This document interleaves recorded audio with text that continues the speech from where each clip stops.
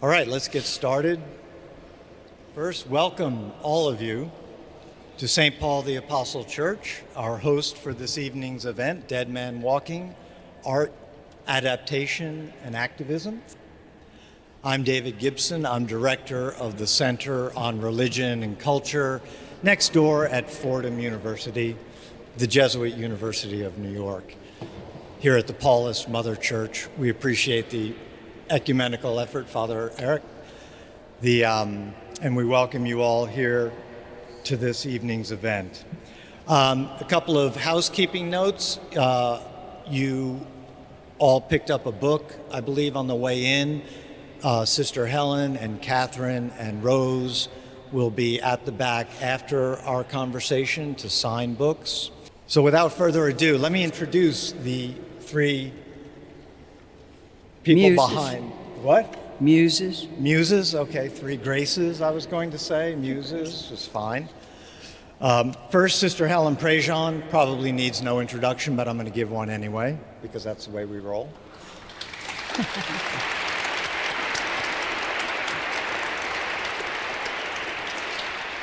Sister Helen is known for her tireless work against the death penalty. She's been instrumental in sparking national dialogue on capital punishment and shaping the Catholic Church's vigorous opposition to all executions.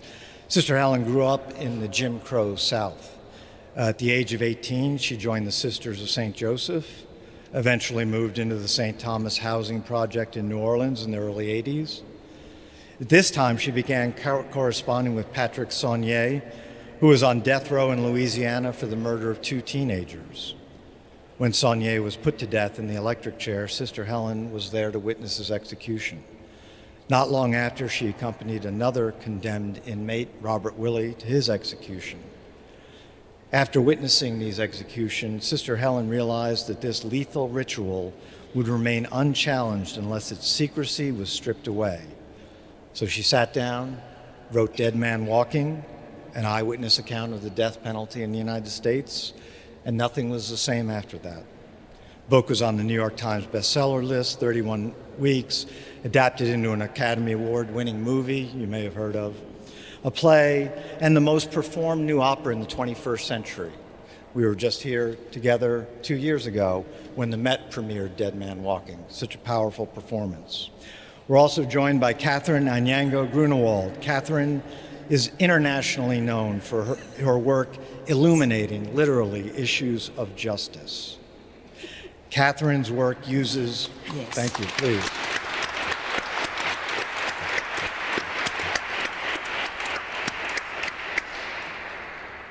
Catherine's work uses the materiality of drawing tools to explore meaning, exploiting the physical properties of pencil and eraser to render events with realism, but also to explore unseen dimensions. Her drawings tackle the historical and contemporary systemic oppression of characters who've been marginalized and underrepresented. The process of labor invested in this work, and this is an amazing work, 6 years of work, is a direct homage to the subjects, victims of violent domestic or institutional crimes. She illustrated a version of Joseph Conrad's Heart of Darkness, published to critical acclaim in 2010, since translated into 8 languages. In 2019, Catherine won the Navigator Art on Paper Prize, the world's biggest art on paper award.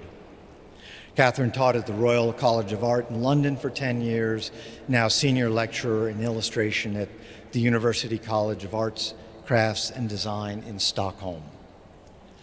And please join me in welcoming Rose Vines.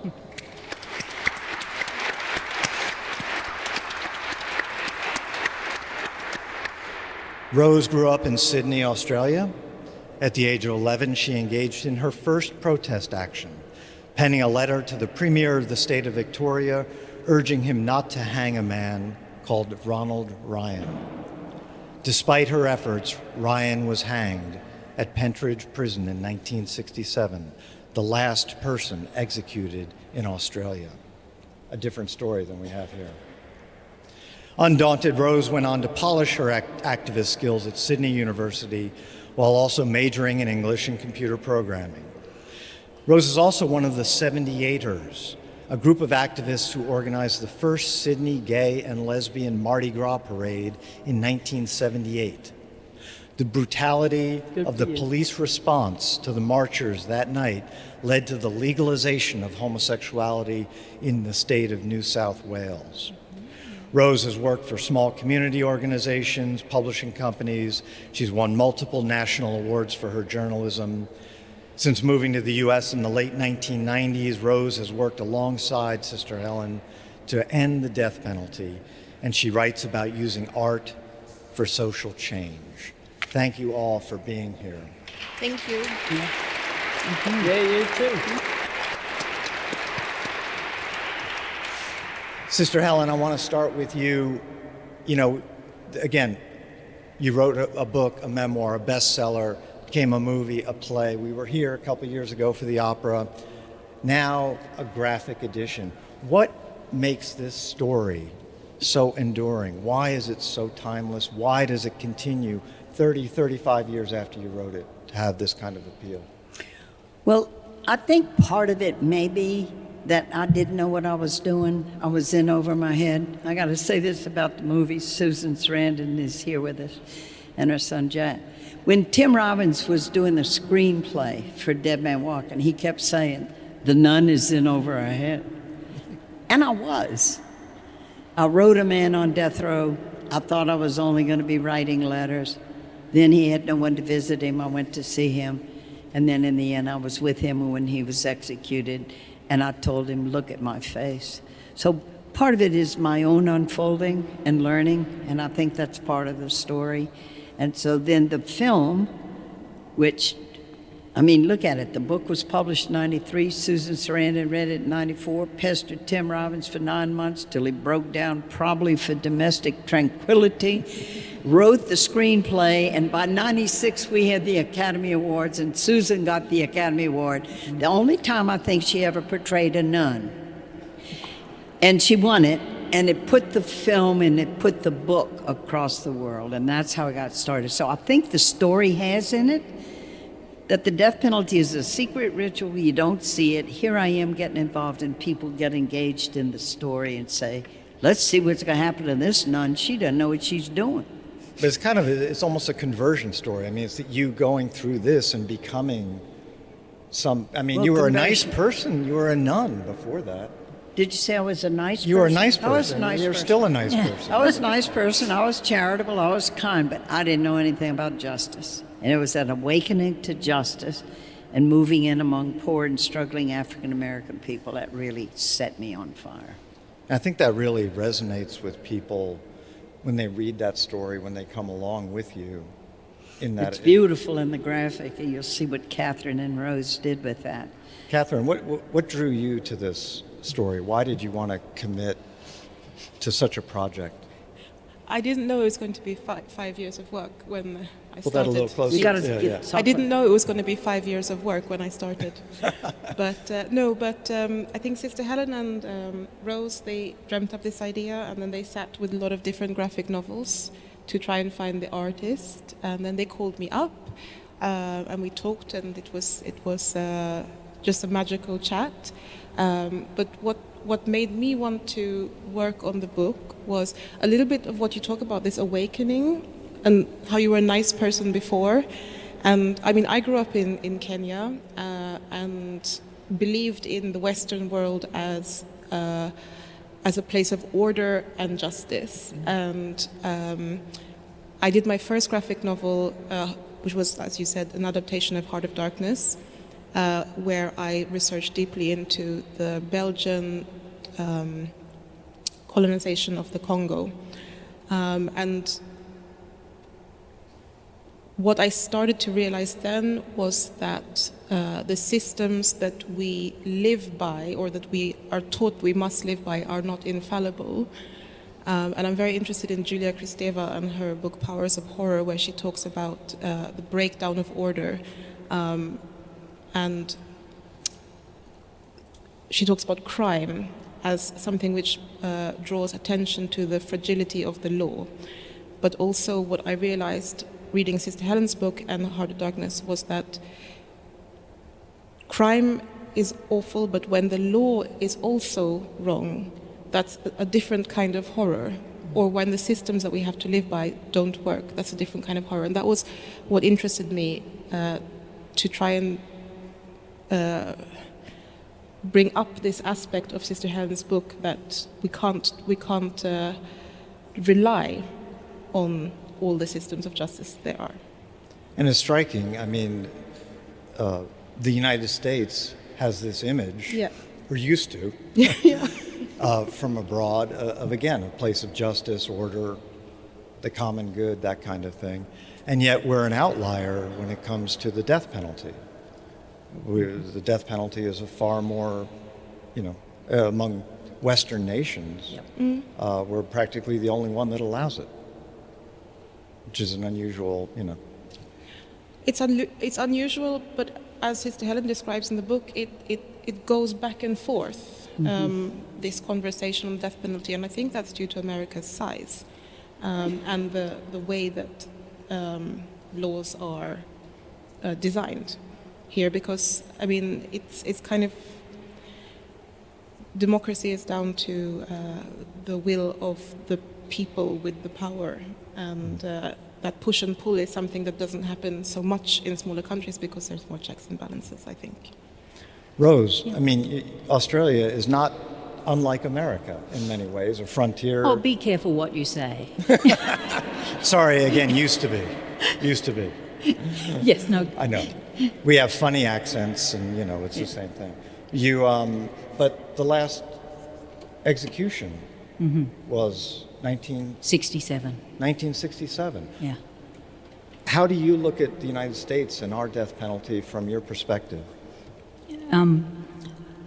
Well, I want to first address that last question you said about being an outlier in the United States. And I sometimes think the founding of a country really has an impact all the way through. And the puritanical ideas of good and evil, I think, have really created this idea that's accepted in America that there is evil, there are evil people, and they must be cast out because it is therefore your duty to cast them out. Australia was founded as a convict settlement, and so we've learnt from that, or what you find in Australians is this forced egalitarianism.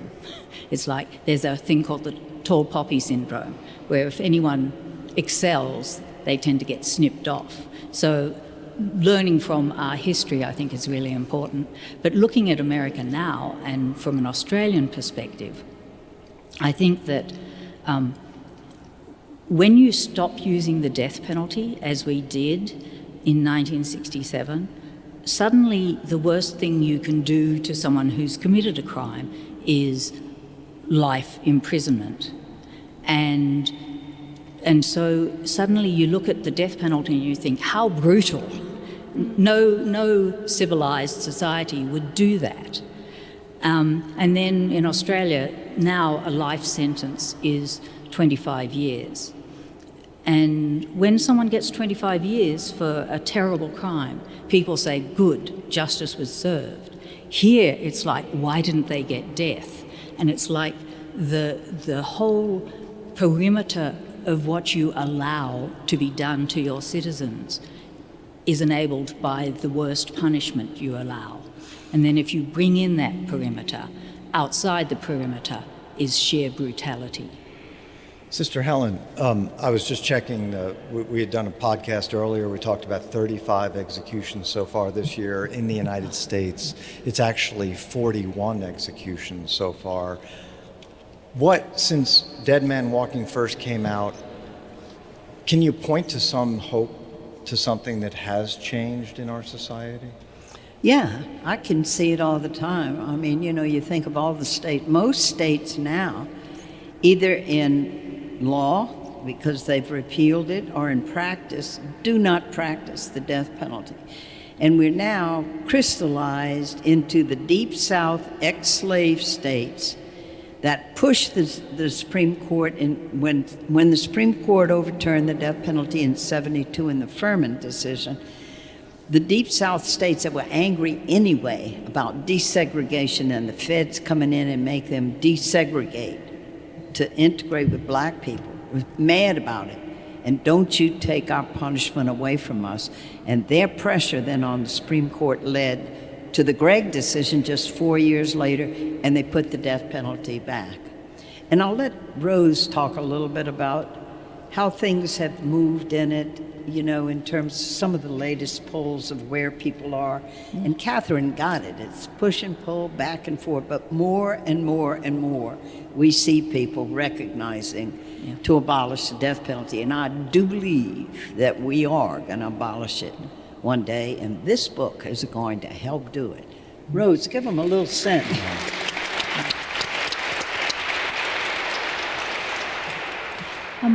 So when Helen's book was published, support for the death penalty in the US was 80%, but in 80%. 93, Deadman Walking, 80% national support. But in the 90% in Louisiana, Sister Helen's home state.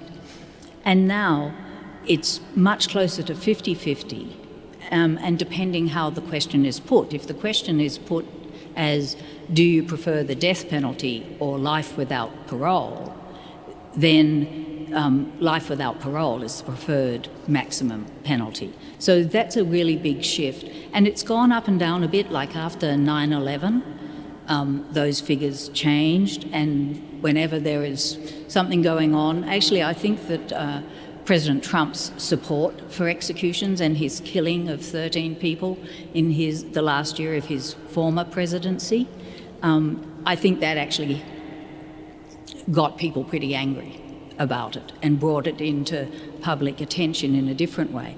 But the other thing that's happening is juries aren't handing out death penalties in the way they used to. They're giving life or lesser sentences.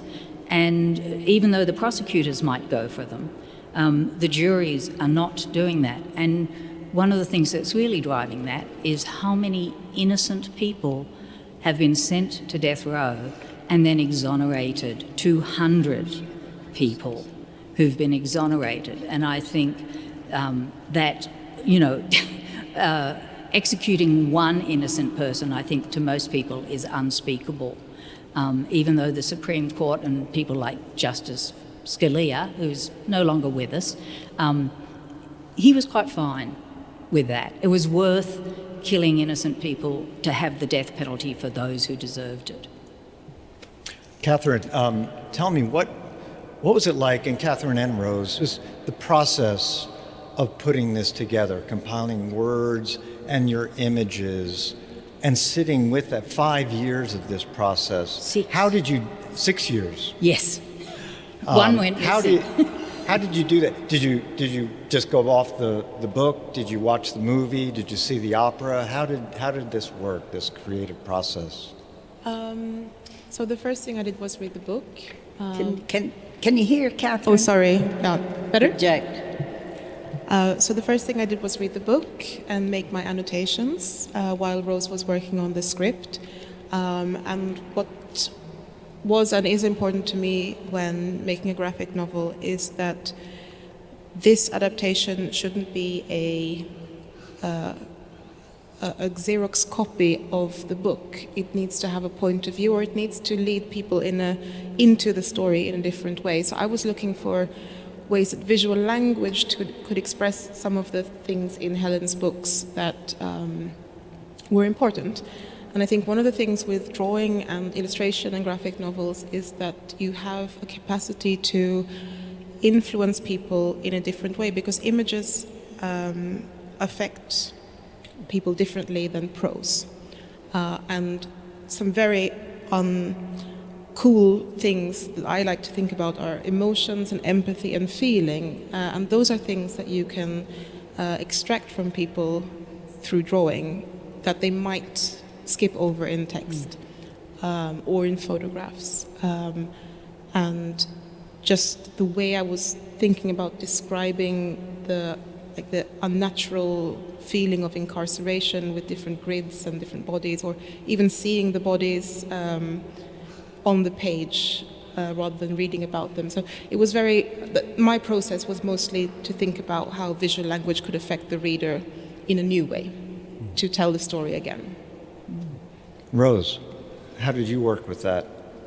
It was really interesting. I'd never done a graphic script for a book, and so I had to learn how Catherine worked, and which was interesting at first, and because I'd researched how people write graphic scripts and things, and that just wasn't going to work with Catherine, I discovered. So, because people often write the scripts panel by panel, this happens in this panel and this happens here and blah, blah. And what I learned was Catherine I had to think more in images in what I chose to write.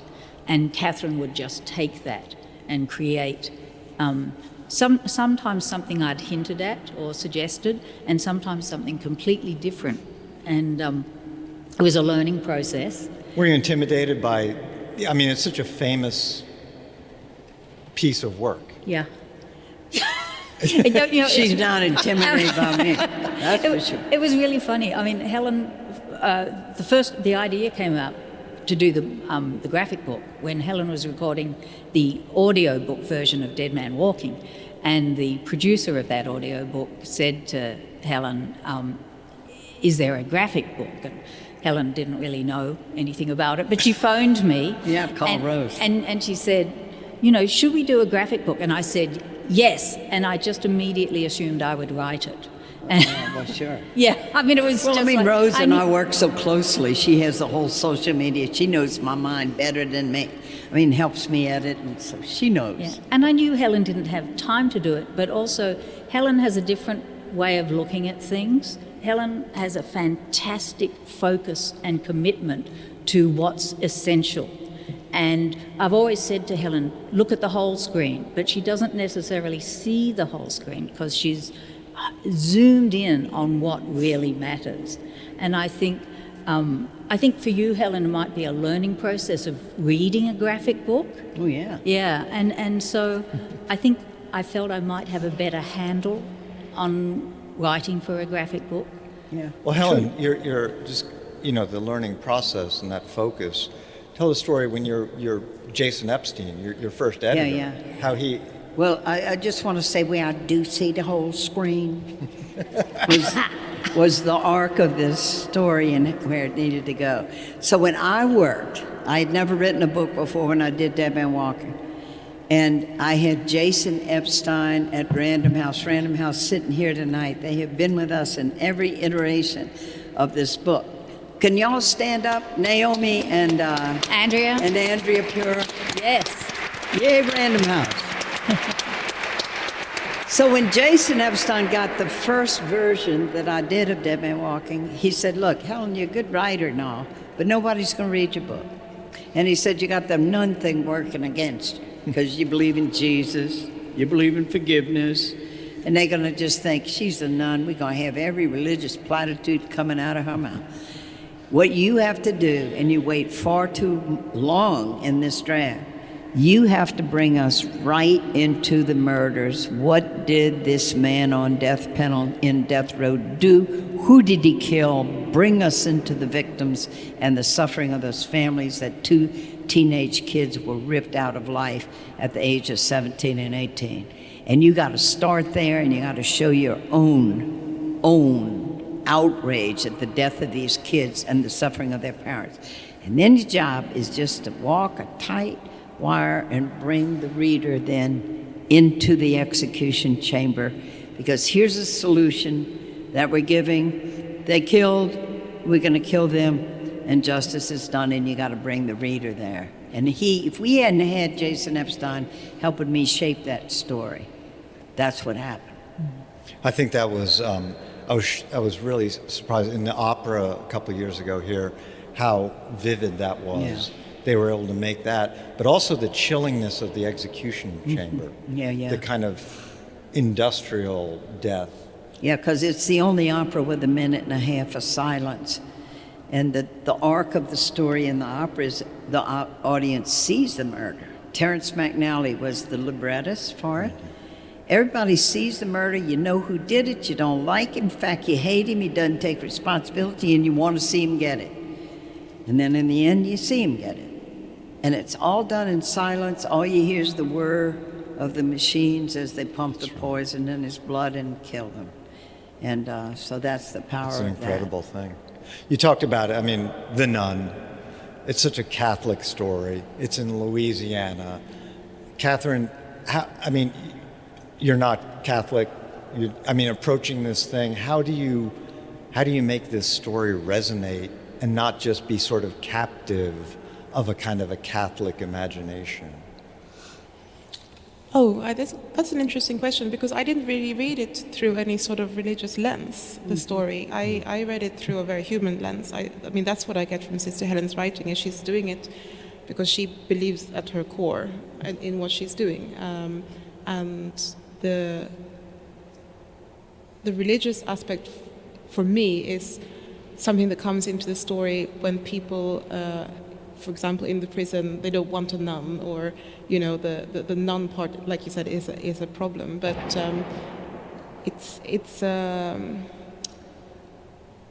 the Catholicism in the story for me is about empathy, not about religion, actually. That's what Empathy. That's what Jesus said it's supposed to be, love. Well, and that's the Universal Declaration of Human Rights. Article 3, simply by being a human person, we have an inalienable right to life. And in order to have executions, they have to turn switches that this person is not human. They turn switches in a lot of ways. What's great about the graphic, as you will see, like, for example, the legal process, it is laid out in the book in when I gave a talk at the law school today at Fordham, I took them into pages 88 and 89, and Rose did a lot of this work too. How does the whole legal process work? And when you have a death sentence, you have the state courts. Are you showing the pictures? I'm trying to see if we have the picture of. This was one of the spreads about the very complicated legal arguments through time. About the Eighth Amendment, cruel and unusual. And exactly, but then I think up here we have the spread that you're talking about, where they're driving. This one. Their back one. Yeah. You're able to use actual texts and incorporate those into the novel. From the Supreme Court. Yeah, all of the decisions are straight from the cases in the Supreme Court. That was Rose's good research work. It's almost a textbook as much as it is, a narrative.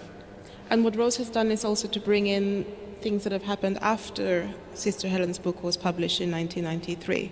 So it has a little bit of the present tense overlaid on the book to see where we've gone since the book was published.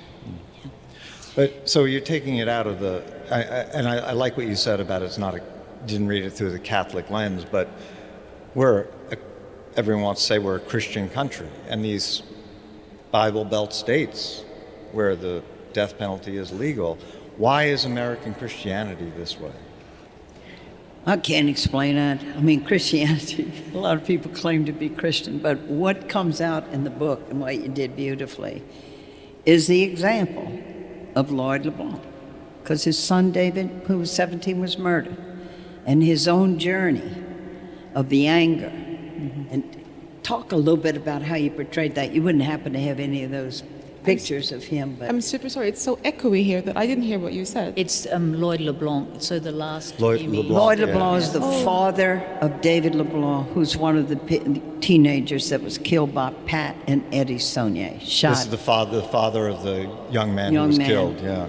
He was close. There's one of him. That one is. Can you see that, Helen? That's the one. So that's one picture of Lloyd LeBlanc where.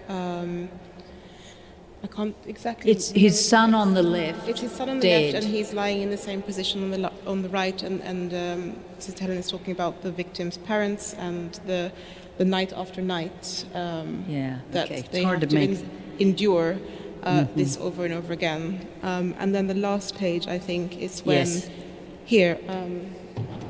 when It's kind of hard to see this. And that- Can y'all see these pictures? That's Yeah, they can see him a bit okay, better, yeah. That's the last page where Lloyd is talking about David growing up, becoming a young man, all the things he's missed David experiencing, his son, because he was murdered.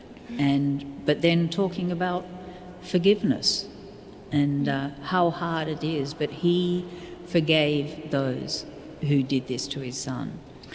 It was his insight into what forgiveness is. Because he says, you know, most people think it's weakness. You kill my son, I'll forgive you, like almost like you're condoning it. You kill my son, it's okay. But that isn't, I mean, the anger, the imaging in his own mind, how he'd like to kill Pat and Eddie Sonia and squeeze the life out of it with his own bare hands. Because his precious son that he was so close to, that fixed cars together and everything. Yeah. And that anger. But what he realized is the anger was destroying him. Because he was always had been kind, and then he's snapping at people, and he's angry all the time. And so he was praying for his own salvation through this. And he looked to Jesus, because Jesus said about forgiveness. All the deep spiritual masters talk about forgiveness as a healing thing to save our own lives.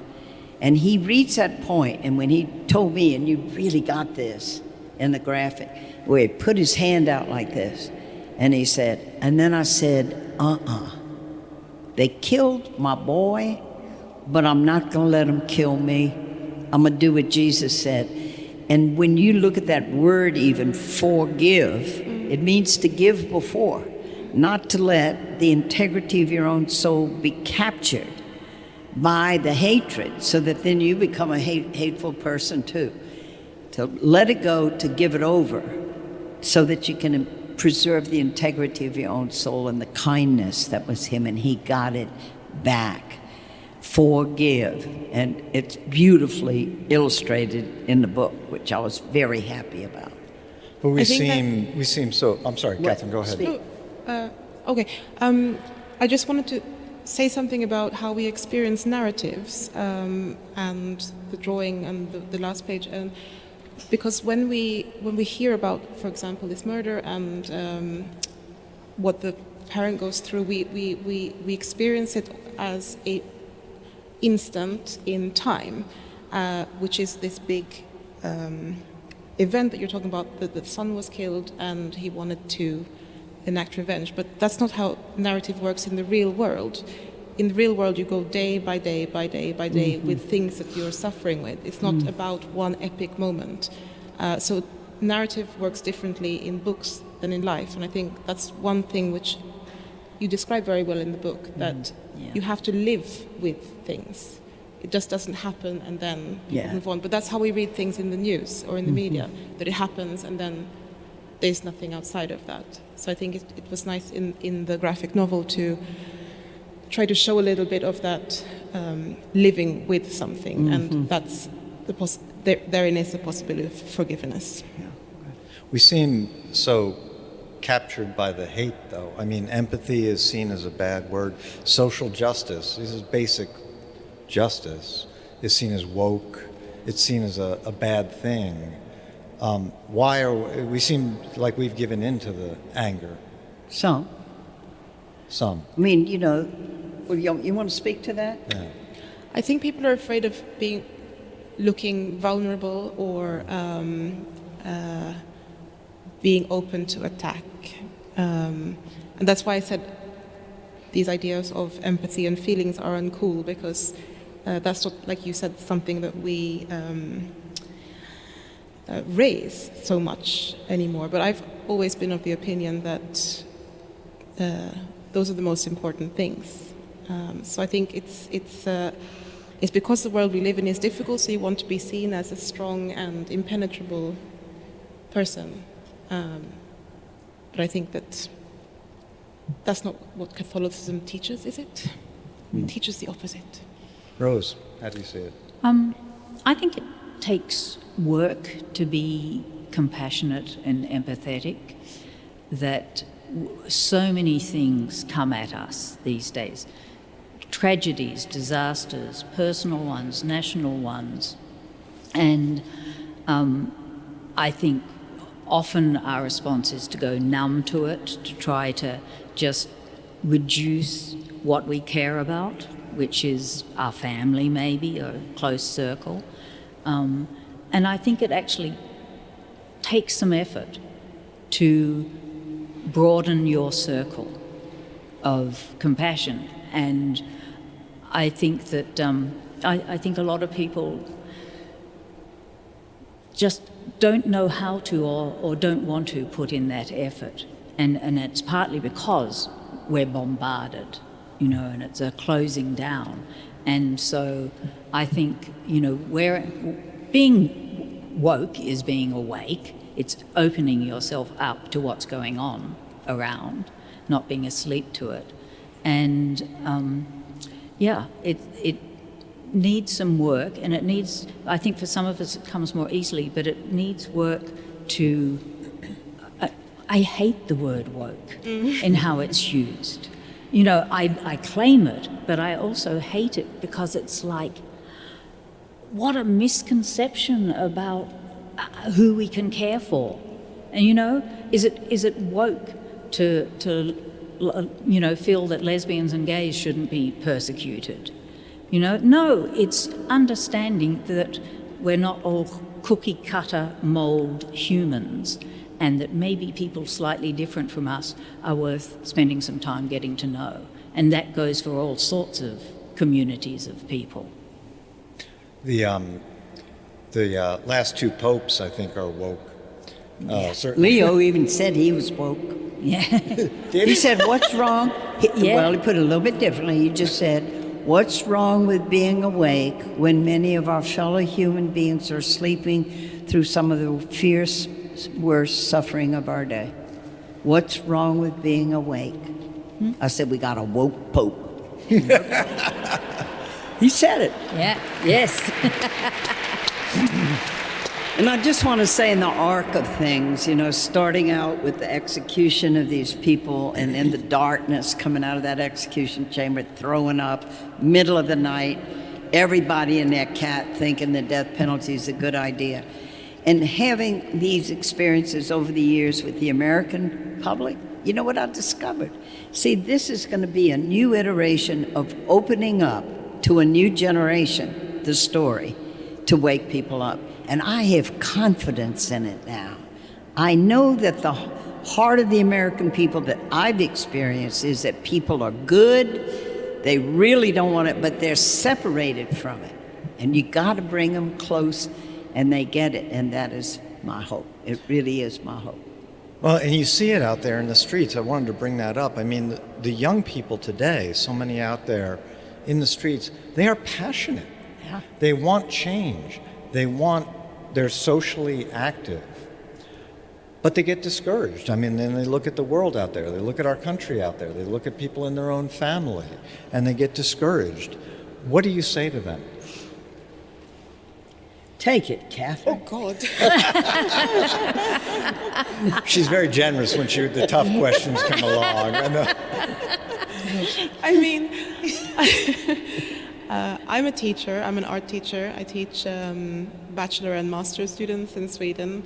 And every year I have to review the portfolios of the students who want to come to the university, and between 300 to 600 people apply each year, and we can take 12.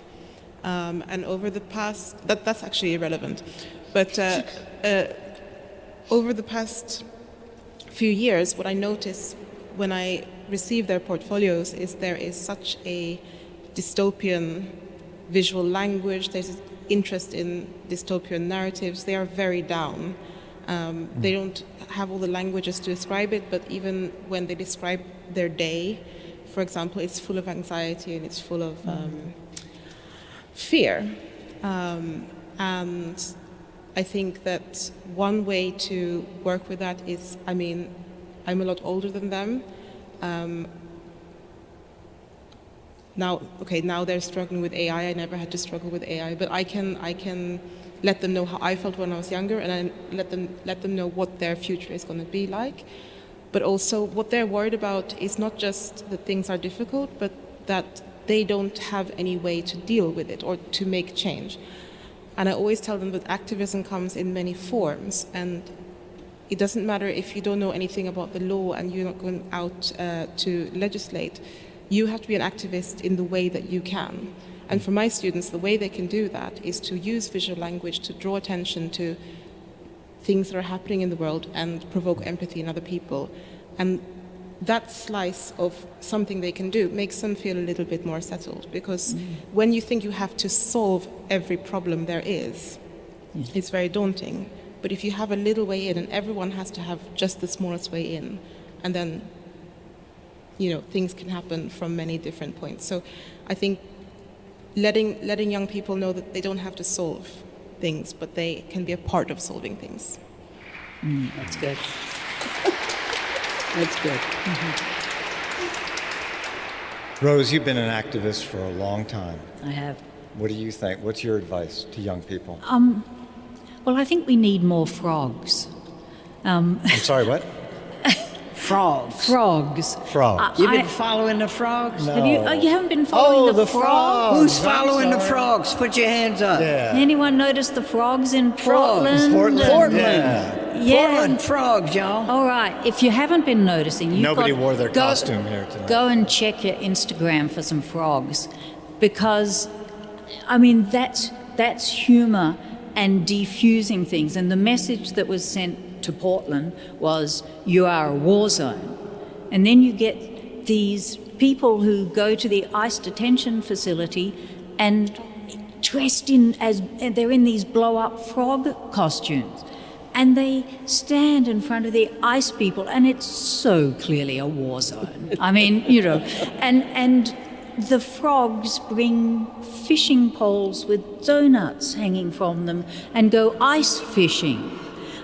This is a fantastic way to be an activist, to defuse a message, and to get other people thinking, well, damn, I might not be able to be a frog, but maybe a tadpole or something else.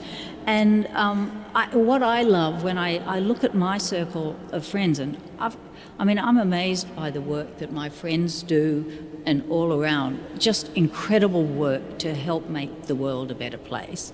And I think there are so many millions of these people all around the world doing things that I have no capacity to do, but they're doing it. They're doing it around climate change, they're doing it around Gaza, they're doing it around reforestation, they're doing it probably around waste management. All sorts of things that I can't, I don't have the energy to do the work, and I'd have to learn a lot. So we're millions and millions and millions and millions and millions strong, but we need to look at, our own area where we can make a difference, but knowing that there are all these other people out there thinking, here's the little bit that I can work on. Beautiful.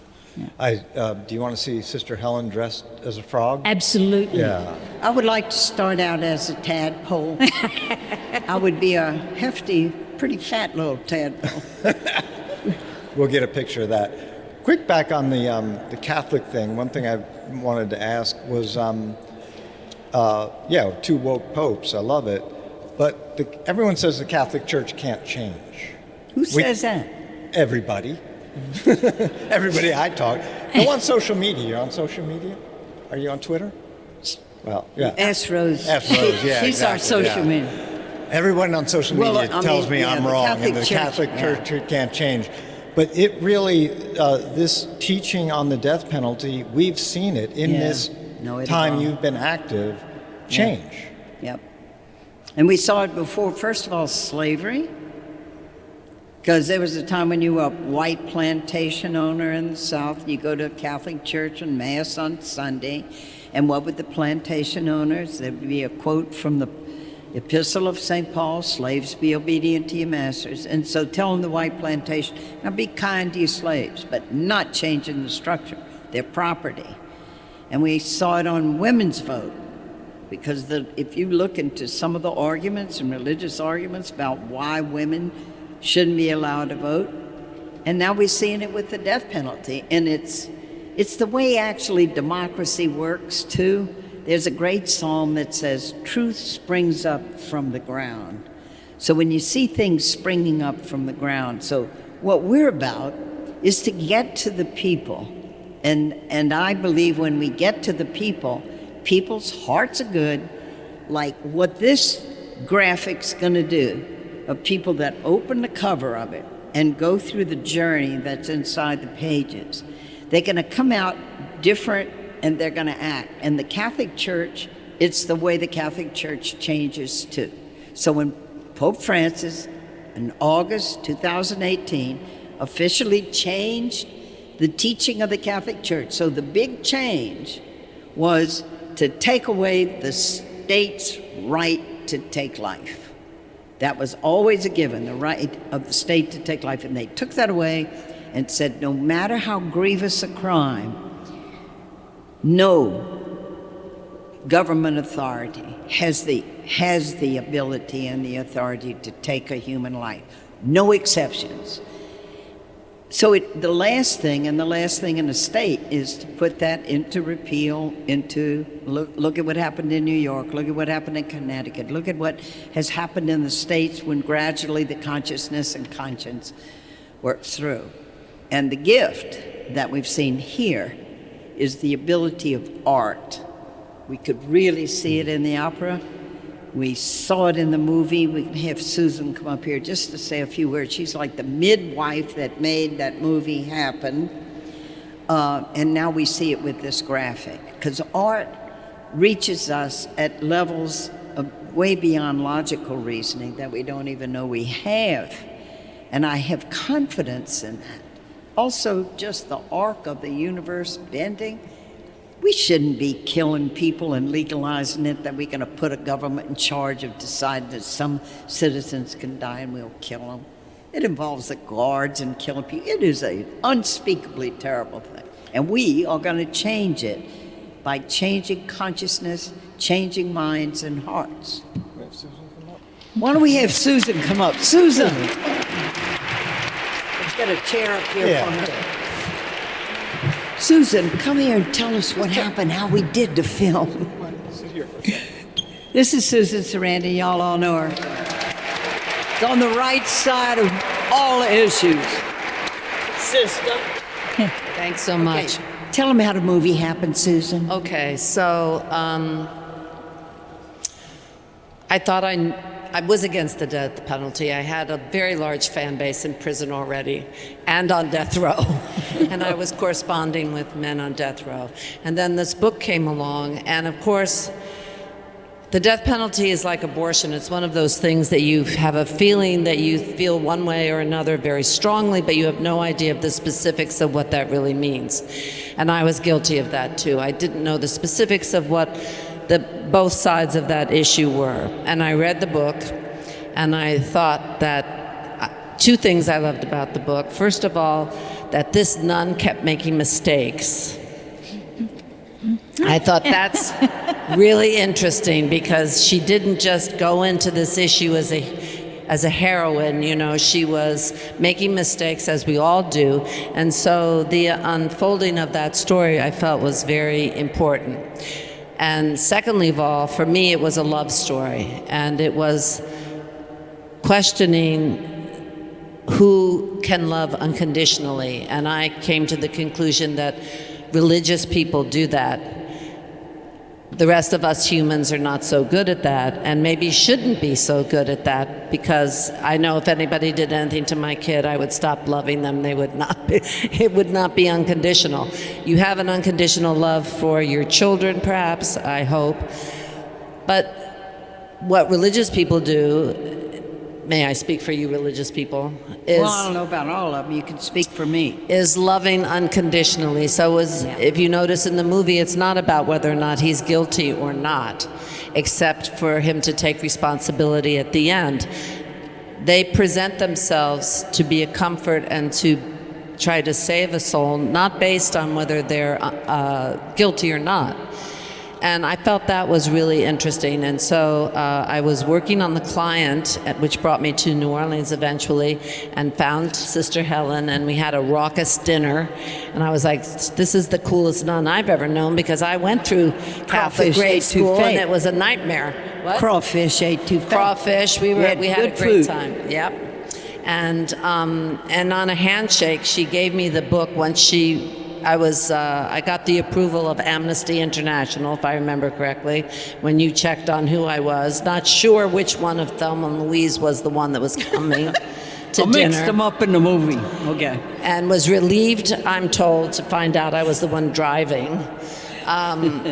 So we had a great dinner, we shook hands, and that was basically what happened. Yeah. And everyone that we approached, well, Tim didn't get on board, as Sister Helen said, for a while. He had something else he wanted to do. And I finally had a breakdown and started crying and saying, if you won't do it, then I'm going to take it to someone else. And once he really read the book, it got into his imagination. And to his credit, he said, well, what we have to do is just do this, kind of combine the two guys that are and also and use lethal injection, because what we want is someone who's guilty and who the most humane way of killing them, to really test the question. Now, when we started going around to find money, everyone was, well, of course, maybe he's not guilty. Maybe the nun and him get together. All kinds of crazy things to make it more palatable. And also, there had never been a successful movie with dead in the title, apparently. I just felt a real need to do it as quickly as possible. I felt that the moment was coming when this was I don't know why, but I felt a calling to get this done. We didn't think it would make over $100 million. We didn't think that it didn't matter if it went straight to video. The idea was just to get it out there, to make the story specific, to make it real, because as I said, people have a feeling one way or another about the issue that's theoretical, that's based on your parents, that's based on, whatever your conditioning has been, but doesn't really deal with the humanity of what that story is about on both sides. And to make, again, what was so perfect was when Helen didn't deal with the families, all the ups and downs, and getting pulled slowly into this conundrum, but not just starting out at the very top. I really felt that was so important, and also dramatically.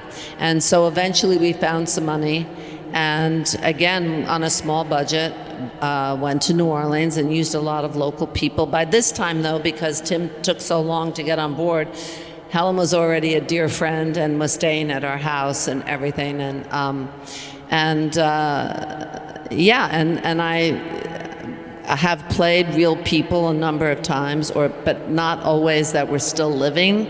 And also with this story, I felt if we go wrong on this, it's really a problem. So there was an enormous amount of pressure, I felt. And I remember when we had the first screening that wasn't a finished, that was just like an assemblage that Helen came to. And I was so nervous that, it would trigger her. I love that word. I don't know what we did before we invented triggered. Yeah, right. Anyway, that it would be like triggering for her. And after she watched the movie, I said, are you all right? She said, Susan, actually, it was much worse doing it.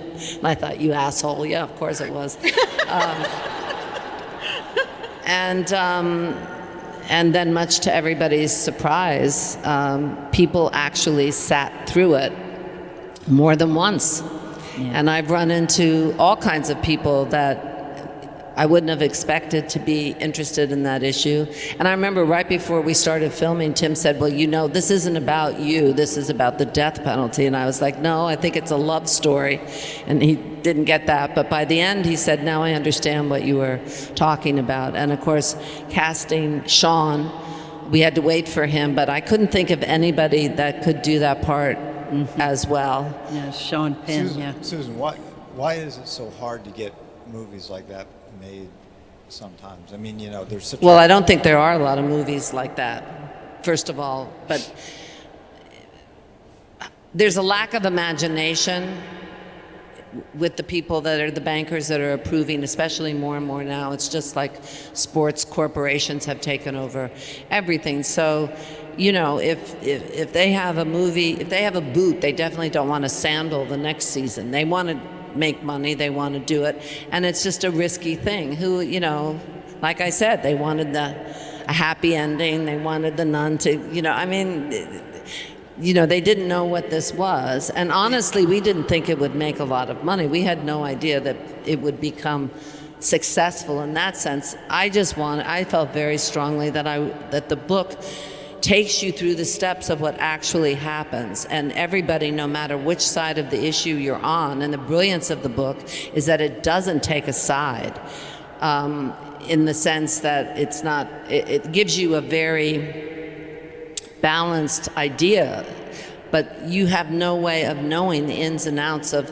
you know, what it costs. The guys that have to take these people out of their cells and take them to be executed, there's a huge amount of heart attacks among those guys because the stress, you know, to take for a guard to be the one that has to pry an unarmed man and take him to his death.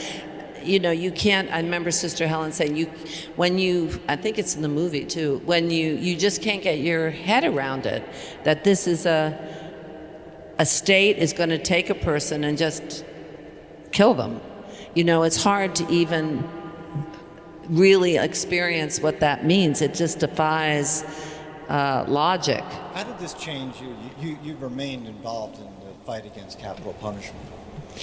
Well, yeah, like I said, I was much more educated to speak about it, because the film was such a big hit, you know, when Richard Glossop was about to be killed, it was possible to find Dr. Phil came out of the woodwork to try to help us make it because people, you know, on his show, he did. Richard Glossop was someone who was almost killed 3 times on death row in Oklahoma, which is definitely one of the craziest states we have. And he agreed to do a show. He asked me because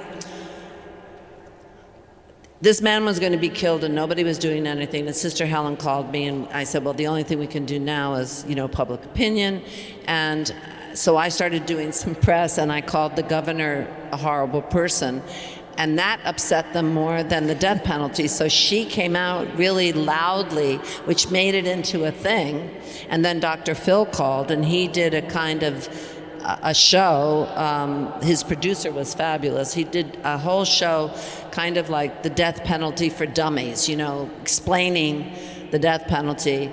And I said, I insisted upon Sister Helen and also Richard's lawyer and another guy who had gone out for a cup of coffee and got picked up and ended up on death row that was completely innocent and eventually was exonerated. And we did a show that kind of took the death penalty and explained it. And while that was happening, everyone in the live audience was going like this, like they just couldn't believe that many mistakes because people just don't know. So when I thought of Dead Men Walking, I just thought this will be on video. It'll be a good tool to explain to people. You know, we can use it as a teaching instrument, which it did end up being. No, that's right. Helen, what you talked about when we did the podcast, there is a movement. What is there's a growing movement. One of the things, you know, because we get in this book to the next generation, and 40 different coalitions have come together now. We're calling it the final wave in the abolition movement in the United States. It's a national movement. And we want to give everybody, where you go on the webpage, you just go to enddeathpenalty.org. And so the young people that I'm going out to with the book, encouraging them, if you've never signed your name before that you're enlisted in this effort to end the death penalty, get into this national movement, enddeathpenalty.org. And so that's really important. We're doing that with the organizing to be able to plug in the next generation, read this book and the final wave of abolition. Susan, thank you for what you did, because you really believed in the film, and I'll call you the midwife of it. You have any thoughts? I know you haven't seen the book yet, of the graphic yet. What do you think a graphic can do? And we could maybe end with this and then have some questions from the audience. Well, again, I think that the important thing is to get to the point where people are asking questions and their minds are open to understanding more, because it's the kind of subject people can get very defensive if you try to talk about it. But if you can sit down with a book quietly and, as you say, it's reaching a different audience, that's really whatever way possible. Good. You didn't talk about taking Dead Man Walking to the Pope, really. When you took the film to the film, remember when you went to the Pope with the film?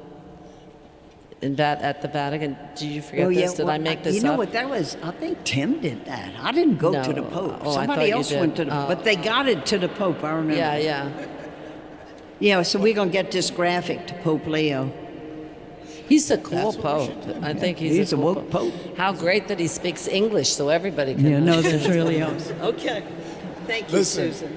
Please, what we're going to do, question time, we're going to go have you all go up to the front and sign some books. Yep. And if folks want to have a little chat with you all, that would be a good time to do it. How's that sound? While people are signing, we'll have a chat? Yes. Okay. How's that sound? Yeah, so people are too bashful, we don't want them to, I understand. to raise their hand here. So please join me in thanking our guests, Catherine Anyango, Rose Vine, Susan Sarandon, and Sister Helen Prejean. Thank you very much.